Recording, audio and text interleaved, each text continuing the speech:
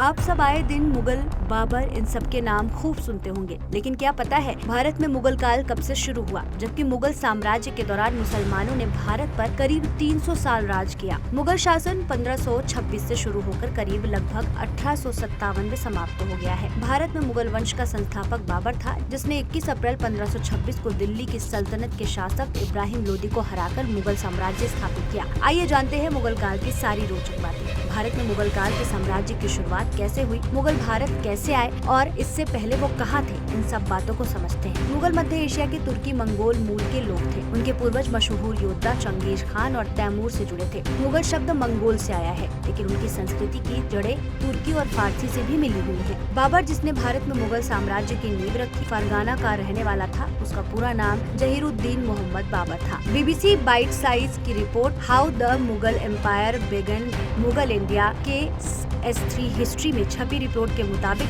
बाबर तैमूर की 5वीं पीढ़ी का वंशज था और उसकी मां के जरिए चंगेज खान से संबंधित था। BBC की रिपोर्ट के मुताबिक बाबर सिर्फ 12 साल की उम्र में फरगाना का शासक बन गया था और कम उम्र में ही एक कुशल योद्धा बन चुका था। लेकिन फरगाना में उसे कई हार मिली, इसलिए उसने 1504 में काबुल पर कब्जा किया और वहाँ से भारत की ओर रुख किया। 1526 में बाबर को भारत में दाखिल होने का मौका मिला। उस समय दिल्ली सल्तनत में लोदी वंश का राज था और सुल्तान इब्राहिम लोदी की कमजोर हुकूमत से कई लोग नाखुश थे। पंजाब के गवर्नर दौलत खान लोदी ने बाबर को इब्राहिम लोदी के खिलाफ लड़ने के लिए बुलाया। बाबर अपनी छोटी लेकिन ताकतवर सेना के साथ आया, जिसमें तोपें और बारूद का इस्तेमाल होता था। 21 अप्रैल 1526 को पहली पानीपत की लड़ाई में उसने इब्राहिम लोदी को हराकर दिल्ली पर कब्जा कर लिया। यहीं से मुगल साम्राज्य की शुरुआत हुई। पानीपत की जीत के बाद बाबर ने आगरा को अपनी राजधानी बनाई। अगले 4 सालों में उसने उत्तरी भारत पर कब्जा करने के लिए कई लड़ाइयाँ लड़ी, जैसे 1527 में राणा सांगा के खिलाफ खानवा की लड़ाई। BBC की रिपोर्ट बताती है कि इन युद्धों ने साम्राज्य को मजबूत किया, लेकिन बहुत सारा खजाना भी खर्च हो गया। 1530 में बाबर की मौत हो गई। बाबर की मौत के बाद उसका बेटा हुमायूं 1530 में गद्दी पर बैठा। BBC के मुताबिक हुमायूं को सैन्य नेतृत्व में कमजोर माना जाता था, क्योंकि उसे कविता लिखना ज्यादा पसंद था। उसे अपने सौतेले भाइयों और अफगान शासक शेरशाह सूरी से चुनौतियां मिली। 1540 से 1555 तक उसे निर्वासन में रहना पड़ा। 1555 में उसने ईरान के शाह तहमास्प की मदद से लाहौर और दिल्ली वापस हासिल की, लेकिन 1556 में लाइब्रेरी की सीढ़ियों से गिरकर उसकी मौत हो गई। इसके बाद 1556 में अकबर ने 13 साल की उम्र में गद्दी संभाली।